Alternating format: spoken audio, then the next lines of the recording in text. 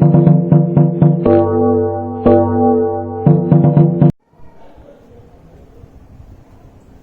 विद्यार्थी मित्रों, धोरण नंबर 9 અને એમાં ચેપ્ટર નંબર 14 ચાલી રહ્યું છે નૈસર્ગિક સ્ત્રોત. બરોબર છે.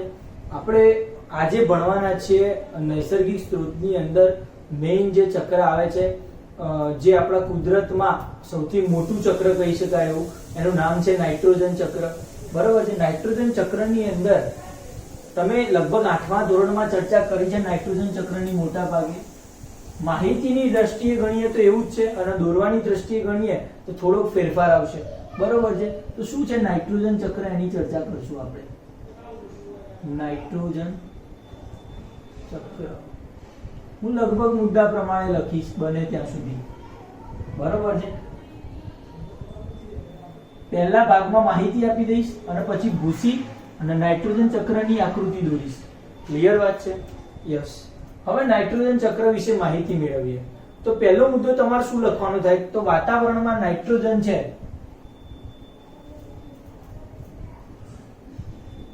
,78% છે. મુદ્દો તમારે બનાવી દેવાનો. વાતાવરણમાં નાઇટ્રોજન કેટલું છે? 78% છે.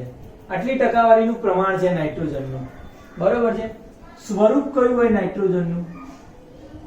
નાઇટ્રોજનનું સ્વરૂપ મતલબ કે કઈ કઈ રીતે આપણા પ્રાણી અને વનસ્પતિ શરીરમાં નાઇટ્રોજન જોવા મળે છે એ.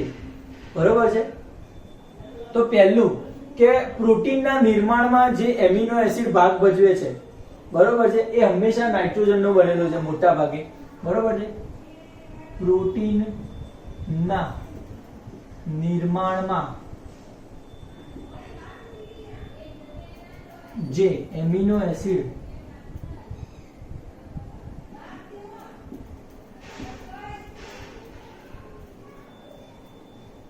ભાગ ભજવે છે તે, મતલબ કે એમિનો એસિડ કે જે પ્રોટીનના નિર્માણમાં ભાગ ભજવે છે, વિટામિન્સ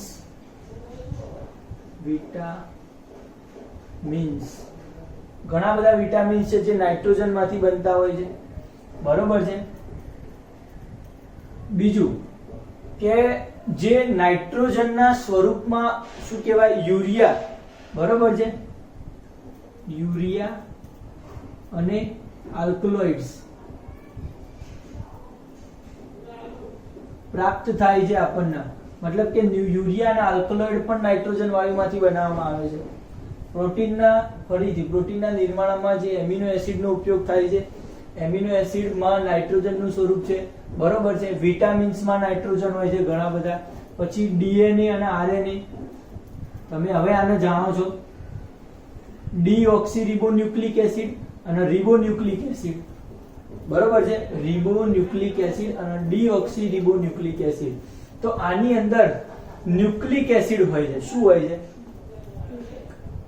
ન્યુક્લિક એસિડ. અને ન્યુક્લિક એસિડની જે બનાવટ છે, એની બનાવટ છે નાઇટ્રોજનની બનેલી છે. તો આપણા શરીરમાં જે પ્રોટીનનો amino acid, vitamin, DNA, RNA અને ન્યુક્લિક એસિડ એ છે નાઇટ્રોજનના છે. તેમજ વાતાવરણમાં અથવા તો ગમે તે તમને જે યુરિયા જોવા મળે છે એ અને આલ્કલોઇડ્સ તત્વો, બરોબર છે, એ બધા શેમાંથી બનેલા હોય છે? નાઇટ્રોજનના સ્વરૂપના બનેલા હોય છે. બરોબર છે. મતલબ કે જે અધાતુ નાઇટ્રોજન સ્વરૂપના જે ઓક્સાઇડ કેવા બનેલા હોય કે જે બેઝિક ગુણધર્મ ધરાવે, એસિડિક ગુણધર્મ ધરાવે છે, તો એ આલ્કલોઇડ્સ જે બધા છે એ શું છે? નાઇટ્રોજનના બનેલા છે. બરોબર. એટલે તમારે આ બંને છે નાઇટ્રોજનનું બનેલું છે એવું લખી શકાય. પછી નાઇટ્રોજનનું સ્થાપન કરીએ આપણે. શું કરીએ? નાઇટ્રોજનનું સ્થાપન. પહેલો મુદ્દો તમારો નાઇટ્રોજનનું પ્રમાણ આવવું જોઈએ. શું આવવું જોઈએ? નાઇટ્રોજનનું પ્રમાણ, અને એ છે 78%. પછી જે નાઇટ્રોજનનું સ્વરૂપ, કયા કયા સ્વરૂપમાં જોવા મળે છે? તો આટલા સ્વરૂપમાં આપણા શરીરમાં જોવા મળે. પછી આવવું જોઈએ નાઇટ્રોજનનું સ્થાપન.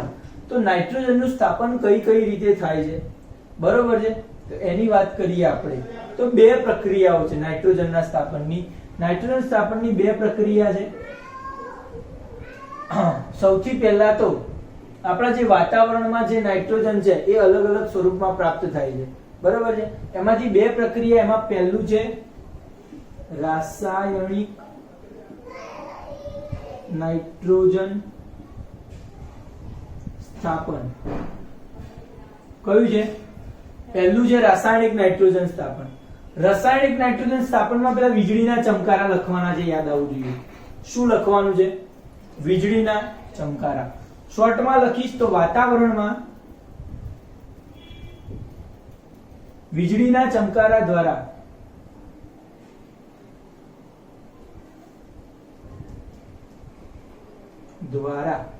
જે નાઇટ્રોજન જે છે નાઇટ્રોજનનું તેના ઓક્સાઇડમાં, નાઇટ્રોજનનો ઓક્સાઇડ એટલે શું થશે? NO2 અને NO3. શું થશે? NO2 અને NO3 તેના ઓક્સાઇડમાં રૂપાંતર થાય છે. હવે એના ઓક્સાઇડમાં રૂપાંતર થઈ જાય પછી તે ઓક્સાઇડ પાણી સાથે ભળે છે. પાણી હવામાં જે વાતાવરણમાં જે ભેજ અને વરસાદ સ્વરૂપે જે વાદળ બંધાયા છે એ પાણી સાથે ભળે છે. તે ઓક્સાઇડ હવામાંના પાણી સાથે ભળે છે.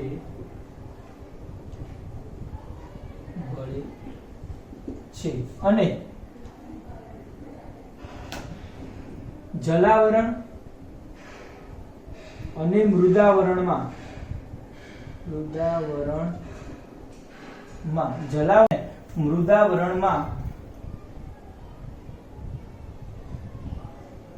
પહોંચે છે.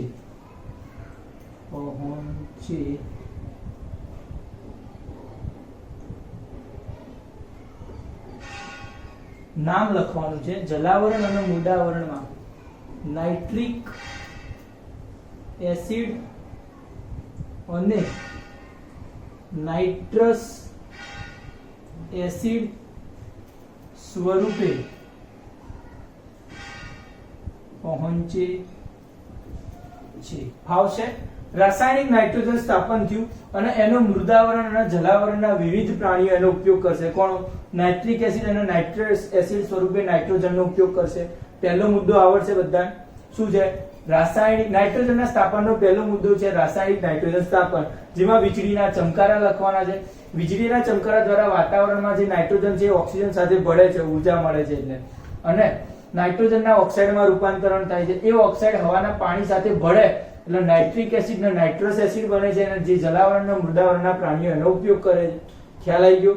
એના પછી બીજો મુદ્દો છે જૈવ નાઇટ્રોજન સ્થાપન. શું મુદ્દો છે બીજો? જૈવ નાઇટ્રોજન સ્થાપન. સેકન્ડ સ્ટેપ છે. રાસાયણિક નાઇટ્રોજન સ્થાપન કરતા થોડુંક મોટું છે, બરોબર છે. આ સ્થાપન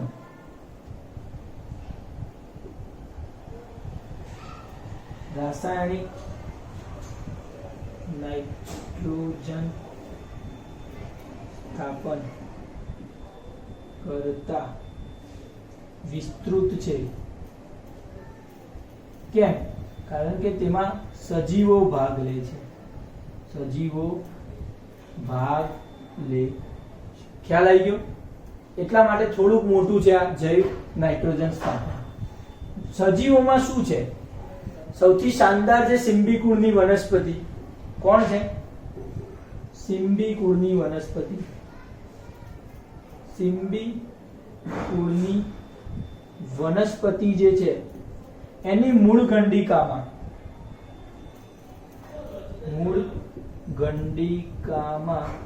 કયા બેક્ટેરિયા હોય છે? નામ યાદ આવે? રાઇઝોબિયમ. કઈ? Rhizobium bacteria. અને જમીનમાં રહેલા મુક્ત બેક્ટેરિયા દ્વારા વાતાવરણના નાઇટ્રોજનનું વાતાવરણમાં જે નાઇટ્રોજન છે એ લઈ લે છે અને એ વાતાવરણના નાઇટ્રોજનનું નાઇટ્રેટ્સ, પહેલા તો નાઇટ્રોજનનું એમિનો એસિડમાં ફેરવો, બરોબર છે, વાતાવરણમાં રહેલા નાઇટ્રોજનનું એમિનો એસિડમાં રૂપાંતરણ કરે છે, એમિનો એસિડમાં રૂપાંતરણ કરે છે અને આ એમિનો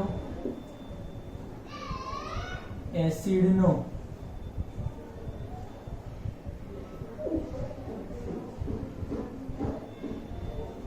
નાઇટ્રેટ્સ मतलब કે NO2- અને નાઇટ્રેટ્સ તો NO3- અને નાઇટ્રાઇટ્સ એટલે કે NO2- માં રૂપાંતરણ થાય છે અને તેનો વનસ્પતિઓ અને પ્રાણીઓ ઉપયોગ કરે છે. ખ્યાલ આવી ગયો? થોડુંક મોટું હતું. જૈવ નાઇટ્રોજન સ્થાપનમાં કર્યું શું? તો શું કર્યું? તો કે પહેલા એક તો રાસાયણિક નાઇટ્રોજન સ્થાપન કરતા થોડુંક વિસ્તૃત, કારણ કે એની અંદર સજીવો ભાગ લે છે. કયા સજીવોએ ભાગ લીધો એમ કે તો કે ખાસ છે સિમ્બી કુળની વનસ્પતિ, બીજી વનસ્પતિઓ અને પ્રાણીઓ, દરેક પ્રકારના પ્રાણીઓ જૈવ નાઇટ્રોજન સ્થાપનમાં ભાગ ભજવ્યો. કર્યું શું એમણે? તો જીવોમાં આ રસાયણ રીતે નાઇટ્રોજનનું સ્થાપન થયું અને આ જીવ દ્વારા નાઇટ્રોજનનું સ્થાપન થયું, એટલે અલગ અલગ નામ આપ્યા છે. જૈવમાં શું થયું? તો મૂળ ગંડિકામાં રહેલા રાઇઝોબિયમ સિમ્બિકુલમાં અને જમીનમાં રહેલા મુક્ત બેક્ટેરિયા છે. તો આ બેક્ટેરિયા હવામાંનો જે નાઇટ્રોજન છે એ લે છે, એનું એમોનિયામાં અથવા એમિનો એસિડમાં રૂપાંતર થાય છે, એને એમોનિફિકેશન કહેવામાં આવે છે. બરોબર છે? આ પ્રક્રિયાને તમારે વધારે લેન્ધી બનાવી હોય તો શું લખી શકાય? એમોનિફિકેશનની પ્રક્રિયા થાય છે અને એમિનો એસિડમાં રૂપાંતર થાય છે અને એ એમિનો એસિડનું સમા રૂપાંતર થયું નાઇટ્રેટ અને નાઇટ્રાઇટ્સમાં અને પછી એનો વનસ્પતિઓ અને પ્રાણીઓ ઉપયોગ કરે છે. આવશે ત્યાં સુધી? વનસ્પતિઓ અને પ્રાણીઓએ ઉપયોગ કરી દીધો પછી પુનઃ જમીનમાં સ્થાપન કરીએ. હવે નાઇટ્રોજનનું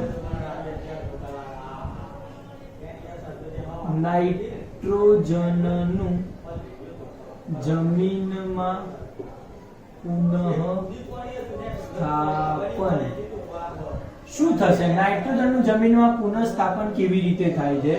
તો કે જ્યારે વનસ્પતિઓ અને પ્રાણીઓ મૃત્યુ પામે છે, જ્યારે વનસ્પતિઓ અને પ્રાણીઓ મૃત્યુ પામે છે, એટલે કે એક્સપાયર્ડ થઈ જાય છે આ લોકો, બરોબર છે? આમની એક્સપાયરી ડેટ જ્યારે નક્કી થઈ જાય તો ત્યારે શું થાય છે?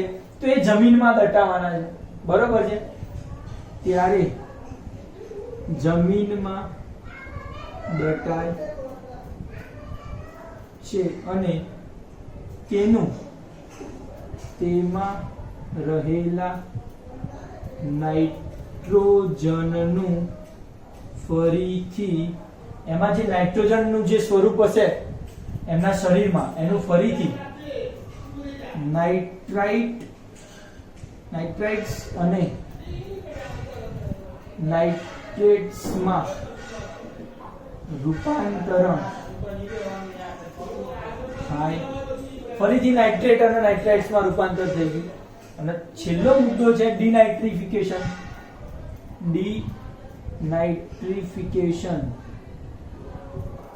ડિનાઇટ્રિફિકેશનમાં શું થશે? તો કે જમીનમાં રહેલા સ્યુડોમોનાસ, નામ સાંભળ્યું છે? મોનાસ. શું નામ છે? સ્યુડોમોનાસ નામના બેક્ટેરિયા. એસક્યુ ઘણા બધા નીકળે એવા છે આમાંથી. પડે. ધારો કે ડિનાઇટ્રિફિકેશન માં કયા બેક્ટેરિયા અથવા કયો સજીવ ભાગ ભજવે છે, તમારે લખવું પડે સ્યુડોમોનાસ નામના બેક્ટેરિયા, બરોબર છે, જે જમીનમાં રહેલા નાઇટ્રેટ્સ અને નાઇટ્રાઇટ્સ નું સીધું જ નાઇટ્રોજન વાયુમાં હવામાં રૂપાંતરણ કરે છે. સીધું હવામાં ભેળવી દે, રૂપાંતરણ કરે છે. એટલે ડિનાઇટ્રિફિકેશન થઈ, હવામાં પહેલા નાઇટ્રોજન હતો ને ફરીથી હવામાં આવી ગયું. પડી ગઈ ખબર? એટલે આખું ચક્કર ફરી ગયું, આના નાઇટ્રોજન ચક્ર કહીએ છીએ. એટલે કે આમ શરૂઆતમાં સરળ સ્વરૂપમાં રહેલ નાઇટ્રોજન સજીવોમાં જટિલ સ્વરૂપમાં ફેરવાય છે અને ફરીથી સરળ સ્વરૂપમાં રૂપાંતરણ પામે છે. જેવા તેવા મારા અક્ષરે મેં લખ્યું છે નાઇટ્રોજન ચક્ર, જેમાં ક્યાંય ભૂલ નથી, પરફેક્શન છે. સૌથી પહેલા નાઇટ્રોજન ચક્ર હવામાં વાત કરવી હોય તો સૌથી પહેલા શું કરવાનું? નાઇટ્રોજનનું પ્રમાણ 78%. પછી આવે નાઇટ્રોજનનું સ્વરૂપ. ક્યાં ક્યાં હોય છે નાઇટ્રોજન? તો કે એમિનો એસિડ કે જે પ્રોટીન બનાવવામાં ભાગ ભજવે છે એ. પછી જે nitric acid, RNA, nucleic acid, RNA અને ડીએનએ માં ભાગ ભજવે છે, અને કેટલાક વિટામિન્સમાં નાઇટ્રોજન વપરાય છે, બરોબર. બહાર વાતાવરણમાં યુરિયા અને આલ્કલોઇડમાં નાઇટ્રોજન જોવા મળે. તો આટલો નાઇટ્રોજન અલગ અલગ સ્વરૂપમાં રહેલો છે, બરોબર. સ્વરૂપ પતી જાય પછી નાઇટ્રોજનનું સ્થાપન કરવાનું. પહેલો મુદ્દો રાસાયણિક સ્થાપન, કે જેમાં વીજળી પડે, વીજળી પડી અને નાઇટ્રિક એસિડ અને નાઇટ્રસ એસિડમાં રૂપાંતરણ થાય. એટલું યાદ રહે એટલે મુદ્દો બની જશે. બીજો ટોપિક છે જૈવ નાઇટ્રોજન સ્થાપન. તો એમાં જીવો ભાગ ભજવે. સિમ્બિકુળની વનસ્પતિ અને મુક્તજીવી બેક્ટેરિયા જે જમીનમાં રહેલા છે એ બે શું કરશે? તો કે વાતાવરણમાં જે નાઇટ્રોજન છે એનું એમિનો એસિડમાં ફેરવશે અને એ એમિનો એસિડને સીધો ક્યાં લઈ જશે? નાઇટ્રેટ અને નાઇટ્રાઇટ્સમાં ફેરવશે. અને એ નાઇટ્રેટ અને નાઇટ્રાઇટ છે એ વનસ્પતિઓ અને પ્રાણીઓ દ્વારા ઉપયોગમાં લેવાશે. વનસ્પતિઓ અને પ્રાણીઓ, પછી મુદ્દો આવી જાય જમીનમાં પુનઃસ્થાપન. તો વનસ્પતિઓ અને પ્રાણીઓ જ્યારે મરી જાય ત્યારે એમની પાસે એમના શરીરમાં જે નાઇટ્રોજન રહેલો છે એ નાઇટ્રોજન જમીનમાં દટાયા પછી ઘણા બેક્ટેરિયા અને ઘણા પદાર્થો સૂક્ષ્મજીવો દ્વારા વિઘટન થાય છે અને અલગ અલગ સ્વરૂપમાં રૂપાંતરણ થાય. અલગ અલગ સ્વરૂપમાં વાસ્તવમાં રૂપાંતરણ થાય જમીનમાં, તો વનસ્પતિઓ એના મૂળ દ્વારા પછી પાછું જમીનમાંથી ખનિજ તત્વો સ્વરૂપે ખેંચાય છે. એટલે પાછું ક્યાં આવ્યું? વનસ્પતિઓમાં આવી ગયું. અને બીજું શું થાય છે? તો બીજું એ થાય છે કે જ્યારે પ્રાણીઓ મૃત્યુ પામે છે જમીનમાં નાઇટ્રેટ અને નાઇટ્રાઇટ સ્વરૂપ રહે છે તો એનું ડિનાઇટ્રિફિકેશન થાય છે. મતલબ કે સ્યુડોમોનાસ નામના બેક્ટેરિયા જમીનમાં હોય છે, એ એનું વિઘટન કરી નાઇટ્રેટ અને નાઇટ્રાઇટ્સમાંથી સીધું નાઇટ્રોજન વાયુમાં રૂપાંતરણ કરે અને સીધો ક્યાં લઈ જાય છે? એને હવામાં. તો આમ હવામાંથી ગયો તો સજીવોમાં ફર્યો, પાછો હવામાં આવી ગયો, અને આને આપણે નાઇટ્રોજન ચક્ર કહીએ છીએ. અને 100% આવડ્યું છે એવી આશા રાખીએ. આકૃતિ આની કેવી છે સમજીએ તો શું છે?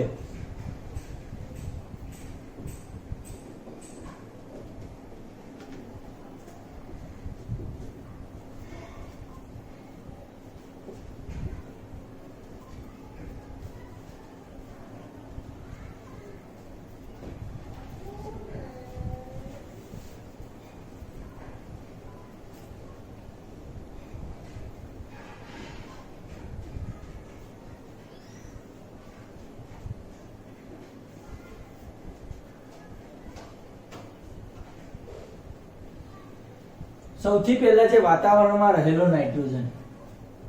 શું છે? વાતાવરણમાં રહેલ નાઇટ્રોજન. આ નાઇટ્રોજન સૌથી પહેલા તમને શું લાગે છે? શેમાં રૂપાંતરણ થશે?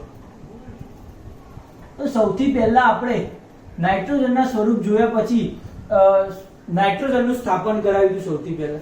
સૌથી પહેલા નાઇટ્રિફિકેશન કરીએ અને નાઇટ્રોજનનું સ્થાપન કરીએ. નાઇટ્રોજનનું સ્થાપન મતલબ કે આ નાઇટ્રોજન જે છે એનું સ્થાપન થાય છે અલગ અલગ રીતે. જે નાઇટ્રિફિકેશનની પ્રક્રિયા થશે તો એ નાઇટ્રિફિકેશનની પ્રક્રિયા દ્વારા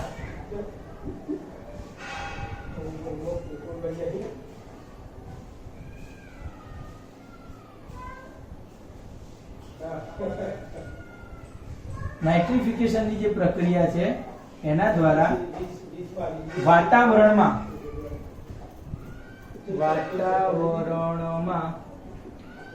અને ઔદ્યોગિક ક્ષેત્રે નાઇટ્રોજન, મતલબ શું થયું કે સાદી ભાષામાં આ જે ચક્કીનું દોર્યું છે એમાં નાઇટ્રિફિકેશન એટલે કે જે વાતાવરણમાંથી નાઇટ્રોજન છે એ સીધો કલેક્ટ કરે છે માણસો અને એનો અલગ અલગ કાં તો વાતાવરણમાં નાઇટ્રોજન રાખો અને કાં તો એનો ઔદ્યોગિક ક્ષેત્રે ઉપયોગ કરો છો, બરોબર. ફરીથી એનું નાઇટ્રિફિકેશન થાય અને નાઇટ્રેટ્સમાં રૂપાંતરણ થશે. શેમાં રૂપાંતરણ થશે?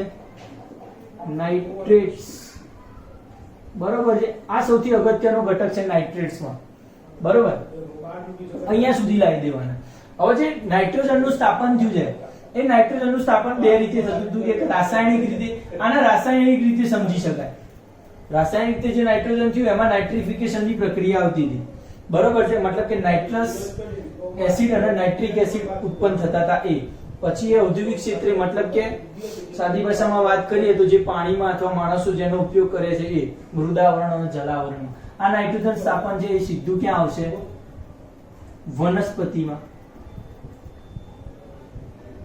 બરોબર. જૈવ સંશ્લેષણ થઈને સીધો વનસ્પતિમાં નાઇટ્રોજનનું સ્થાપન થયું. કેવી રીતે થયું? તો કે વનસ્પતિમાં સિમ્બિકુળની વનસ્પતિ છે, વાતાવરણમાંથી એની મૂળ ગંડિકાઓમાંથી વાતાવરણમાં રહેલો નાઇટ્રોજન ઉઠાવે છે. એ ઉઠાઈને શું કરશે? એની અંદર નાઇટ્રોજનનું સ્થાપન કરે. એની અંદર એમિનો એસિડ એમોનિયામાં ફેરવાય, નાઇટ્રિસ અને નાઇટ્રાઇટ્સમાં ફેરવાશે. તો કેવી રીતે થશે? તો વાસ્તવમાં વનસ્પતિમાંથી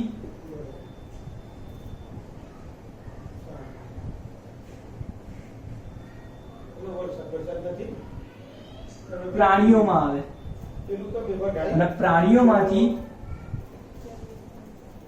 એમોનિયા બને. શું બને છે? એમોનિયા બને દીધો પ્રાણીઓમાંથી. મતલબ કે શું? તો વનસ્પતિમાંથી પણ સીધો એમોનિયા બનવાનો છે, પ્રાણીઓમાંથી પણ એમોનિયા બનશે, બરોબર છે. સિમ્બિકુળની વનસ્પતિ એ એમોનિયા બનાવે છે. એની અંદર પ્રક્રિયા થઈ અને શું બનાવે છે? નાઇટ્રેટ્સ અને નાઇટ્રાઇટ્સ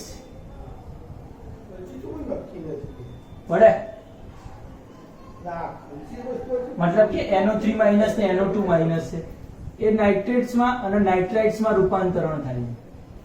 હવે અમુક જે વનસ્પતિઓ જે છે એ સીધું મૂળ દ્વારા આ નાઇટ્રેટ્સનું જમીનમાંથી ઉપયોગ કરી દેશે. અમુક વનસ્પતિઓ મૂળ દ્વારા, અને અમુક વનસ્પતિઓ અને અમુકનું શું થશે? તો કે ડિનાઇટ્રિફિકેશન થશે. ડિનાઇટ્રિફિકેશન, ડિનાઇટ્રિફિકેશનની પ્રક્રિયા દ્વારા સ્યુડોમોનાસના બેક્ટેરિયા દ્વારા વાતાવરણમાં ફરીથી નાઇટ્રોજનનું સ્થાપન થઈ જશે. પડી ગઈ ખબર? તો ક્યાંથી ક્યાં જઈ રહ્યો છે? આમાં ખાસ પોઈન્ટ છે નાઇટ્રેટ્સ. ખ્યાલ આવી ગયો? નાઇટ્રેટ્સ અને નાઇટ્રાઇટ્સ. તો આ રીતે નાઇટ્રોજનનું સ્થાપન થઈ રહ્યું છે. અહીંયાથી પણ ઉપયોગ થશે. અહીંયા ખ્યાલ આવી ગયો? યસ. તો આ રહ્યું આપણું નાઇટ્રોજન ચક્ર. આપણે ફાવવું જોઈએ. એના પછી આપણે આગળ લઈએ. નાઇટ્રોજન ચક્ર દોરતા આવડવું જોઈએ. ફરીથી એક વખત યાદ કરી દો. એક વખત વીજળીના ચિમકાર, નાઇટ્રિફિકેશન આમાં આવશે. ઔદ્યોગિક ક્ષેત્રે નાઇટ્રોજન, અહીંયા પણ નાઇટ્રિફિકેશન જ થાય.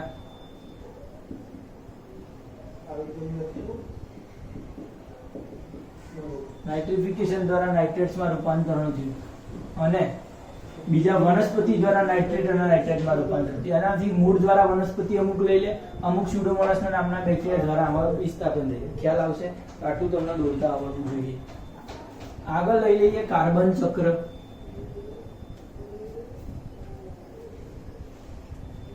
કાર્બન ચક્ર મતલબ કે કાર્બન ડાયોક્સાઇડ નો ઉપયોગ છે. વાતાવરણમાં માત્ર ને માત્ર બહુ જ ઓછો એટલે કે 0.03% જ કાર્બન ડાયોક્સાઇડ રહેલો છે. તેનું નિયમન કેવી રીતે થાય છે આપણે જોવાનું છે, બરોબર છે. કાર્બન ચક્રનું નાનું છે એટલું બધું મોટું છે નહીં. કાર્બન ચક્ર. પહેલો પોઈન્ટ કાર્બન ચક્રનો કેવો હોય તો કેવો હશે? તો વાસ્તવમાં કાર્બન ચક્ર એટલે કે પહેલો જે પોઈન્ટ છે એમાં કાર્બન જે છે એ હીરા અને ગ્રેફાઇટમાં મૂળભૂત સ્વરૂપે જોવા મળે છે. મૂળભૂત સ્વરૂપે જોવા મળે આવશે. હીરામાં અને ગ્રેફાઇટમાં મૂળભૂત સ્વરૂપે શું જોવા મળે છે? કાર્બન જોવા મળે છે. બીજું, કાર્બન તમને ક્યાં ક્યાં અને કયા કયા ક્ષેત્રોમાં કેવી રીતે જોવા મળે? તો જે વાતાવરણમાં જોવા મળે, વાતાવરણમાં કાર્બન છે એ ઓક્સિજન સાથે સંયોજાઈ અને CO2 સ્વરૂપે, મતલબ કે કાર્બન ડાયોક્સાઇડ સ્વરૂપે વાતાવરણમાં હોય છે. બરોબર છે. અને મૃદાવરણ અને જલાવરણમાં કાર્બોનેટ સ્વરૂપે હોય. કાર્બોનેટ અને બાયકાર્બોનેટ સ્વરૂપે.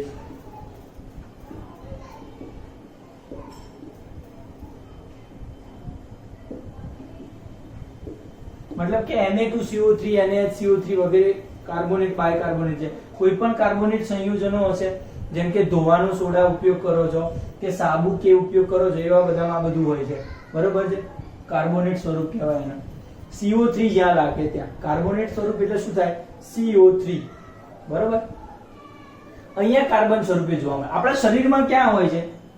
તો શરીરમાં વાત કરીએ આપણા તો કે પ્રોટીન, કાર્બોદિત, ચરબી, આટલી જે મેઇન વસ્તુઓ જે છે કે જે શરીરનું બંધારણ રાખે છે. ઘણા વિટામિન્સમાં તો પ્રોટીન, કાર્બોદિત, ચરબી અને વિટામિન્સ છે એમાં કાર્બન સ્વરૂપ જોવા મળે છે.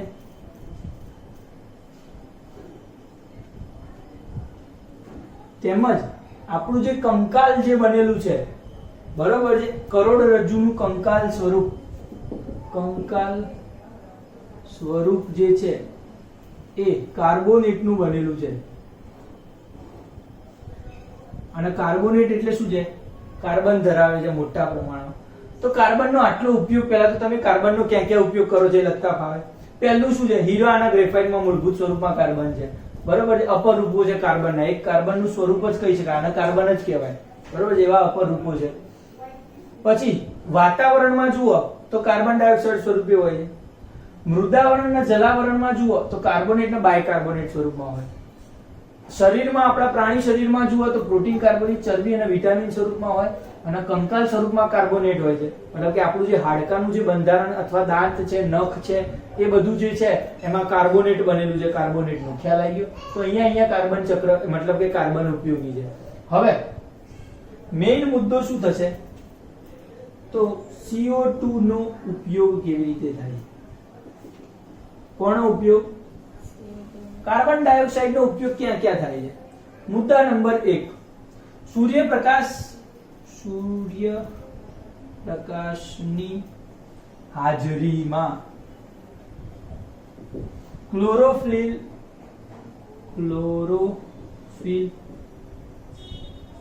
દ્રવ્યની મદદથી વનસ્પતિ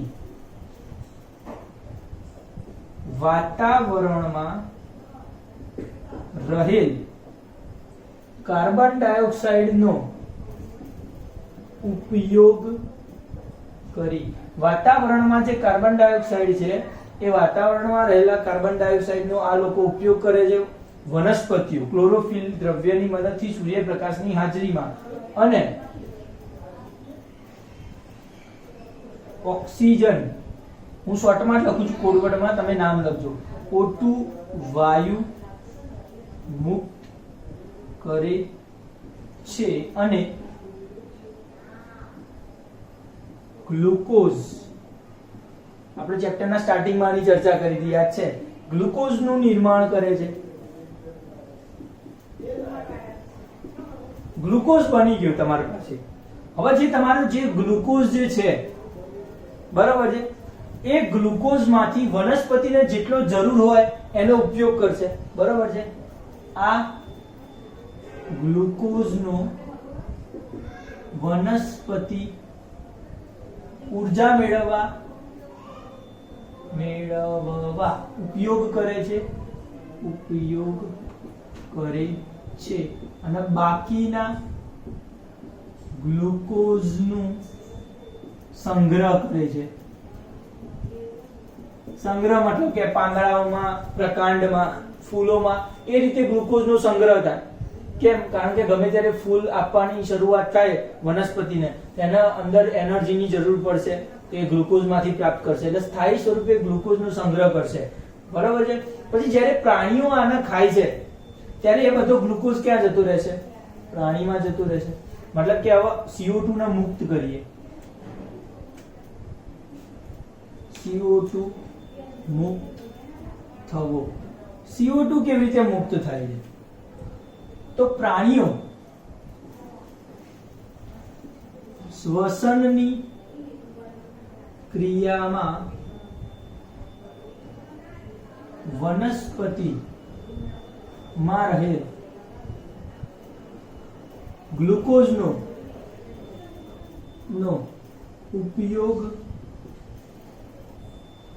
ઉપયોગ કરે છે. શ્વસનની ક્રિયામાં વનસ્પતિમાં રહેલ ગ્લુકોઝનો ઉપયોગ કરે છે અને ગ્લુકોઝનું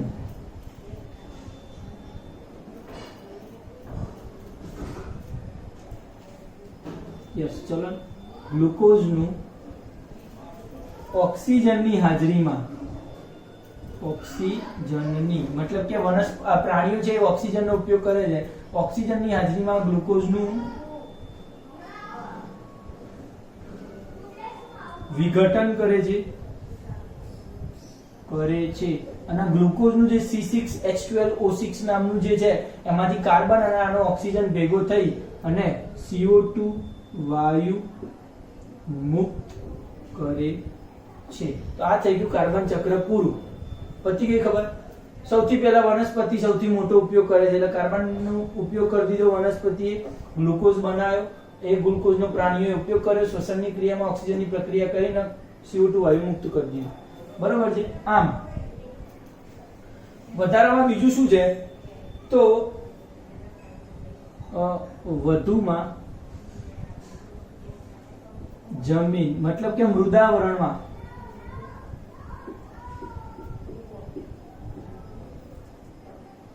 કાર્બોનેટ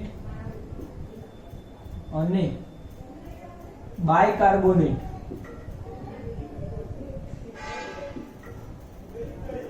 ઉપયોગ કરવામાં આવે છે. એક એ મુદ્દો લખી નાખો અલગથી. CO2 મુક્ત થવો એટલે અહીંયા CO2 વાયુ મુક્ત થાય છે. કાર્બોનેટનો ઉપયોગ કરવામાં આવે છે, સ્થાયી સ્વરૂપમાં કાર્બોનેટ હોય છે, બરોબર છે. એક એ આવડવું જોઈએ તમને લોકોને. મતલબ કે પછી શું લખી શકાય? તો આમ અને શું કહેવાય 21મી સદીમાં આપણે વાત કરીએ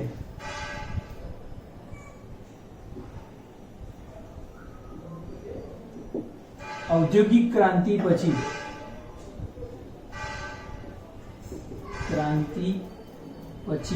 ઔદ્યોગિક ક્રાંતિ થઈ ગયા પછી, બરોબર છે, બળતણ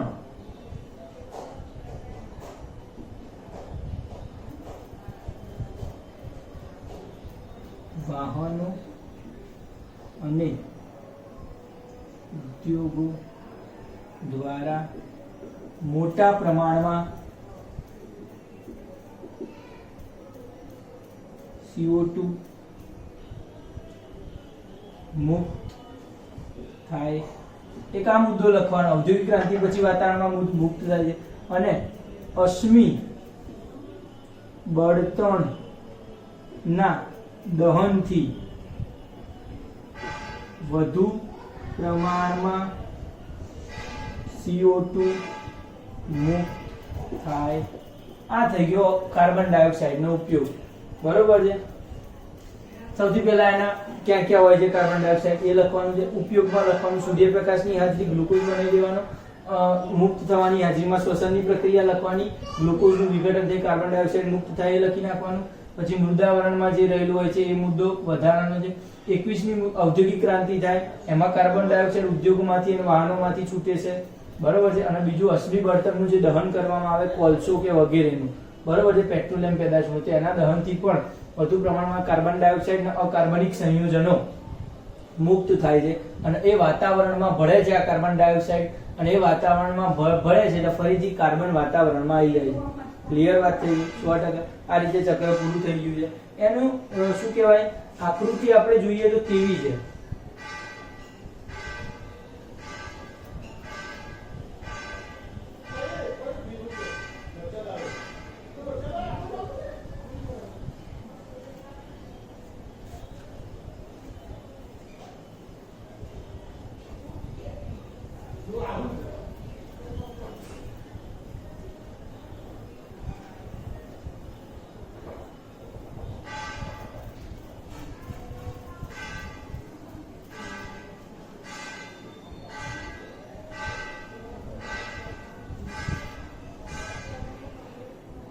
સૌથી પહેલું શું લખશું, વાતાવરણમાં CO2.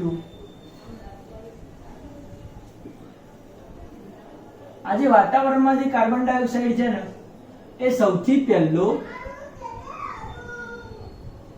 અહીંયા જાય છે, પાણીમાં દ્રાવ્ય કાર્બોનેટમાં રૂપાંતર થાય છે અને પાણીમાં થયેલા દ્રાવ્ય કાર્બોનેટમાંથી શેમાં રૂપાંતરણ થશે તો એ થશે લાઇમસ્ટોનમાં. લાઇમસ્ટોન મતલબ કે ચૂનાનો પથ્થર. શું કહી શકાય, મતલબ કે વાતાવરણમાં કાર્બન ડાયોક્સાઇડ જે છે કોઈ પણ રીતે વરસાદથી કે કોઈ પણ રીતે પાણીમાં દ્રાવ્ય થાય અને જમીનમાં ઉતરે અને જમીનમાં અમુક પથ્થરો સાથે રાસાયણિક પ્રક્રિયા થઈ અને જમીનમાં લાઇમસ્ટોન બનતા હોય છે, બરોબર, એક અલગ પ્રક્રિયા છે એ જણાવી દેવાની. હવે બીજું શું થશે તો વાતાવરણમાંથી સીધો વનસ્પતિઓ ઉપયોગ કરશે જીવરસ તરીકે. વનસ્પતિ ખ્યાલ આવ્યો? સૌથી પહેલો કોણ ઉપયોગ કરે, વનસ્પતિ. કઈ પ્રક્રિયા દ્વારા વનસ્પતિ ઉપયોગ કરે, પ્રકાશ સંશ્લેષણ ની પ્રક્રિયાથી જીવરસ વનસ્પતિ જે છે એ ઉપયોગ કરે છે અને એ વનસ્પતિઓ જે છે એની અંદર ઉપયોગમાં લઈ અને ગ્લુકોઝ બનાવી દે છે. પછી જ્યારે મૃત્યુ પામે છે ત્યારે શેમાં રૂપાંતરણ થઈ જાય છે, કોલસો. શેમાં રૂપાંતરણ થાય, કોલસો અને પેટ્રોલિયમ. વધારામાં જે જીવરસ દ્વારા જે વનસ્પતિ હતું એ વનસ્પતિનો ઉપયોગ જ્યારે પ્રાણીઓ કરે છે, કોણ કરે છે, પ્રાણીઓ જ્યારે આને ખાય છે વનસ્પતિને, પછી જ્યારે પ્રાણીઓ મૃત્યુ પામે છે ત્યારે પ્રાણીઓનું પાછું શેમાં રૂપાંતરણ થશે, પેટ્રોલિયમ તો બનશે જ અને સાથે સાથે એનું અકાર્બનિક સંયોજનોમાં રૂપાંતરણ થશે. શેમાં થશે, અકાર્બનિક સંયોજનો. પડી ગઈ? હવે અકાર્બનિક સંયોજન પ્રાણીઓ અને વનસ્પતિઓમાંથી ખાસ પ્રાણીમાં જે આવ્યું છે કાર્બન ડાયોક્સાઇડ છે એ શ્વસન દરમિયાન એટલે કઈ પ્રક્રિયાથી, શ્વસન, ખાસ તો શ્વસન પ્રક્રિયા જે છે અને વિઘટન દ્વારા શું થશે, વાતાવરણમાં કાર્બન ડાયોક્સાઇડ ભળી જશે અને વનસ્પતિ પણ થોડા ઘણા પ્રમાણમાં કાર્બન ડાયોક્સાઇડ છોડશે. તો આ થઈ ગયું આપણું કાર્બન ચક્ર. અહીંયા ખાસ ધ્યાન એ રાખવાનું છે કે જીવરસની જે વનસ્પતિ છે એમાંથી માત્ર કોલસો બને છે, પ્રાણીઓમાંથી કોલસો ના બનાવતા મહેરબાની કરી, કારણ કે પ્રાણીઓ કોલસો ના બનાવી શકે, મર્યા પછી જે જમીનમાં દટાય છે. પેટ્રોલિયમ બની શકે છે, બરોબર છે, એટલે એ થોડું ધ્યાન રાખવાનું છે, આ રીતનું કાર્બન ચક્ર દોરી શકાય. આજે આટલું જ રાખીએ. આવતીકાલના લેક્ચરમાં ઓક્સિજન ચક્ર, ગ્રીન હાઉસ અસર અને ઓઝોનની વાત કરી ચેપ્ટરનો અંત આપીશું.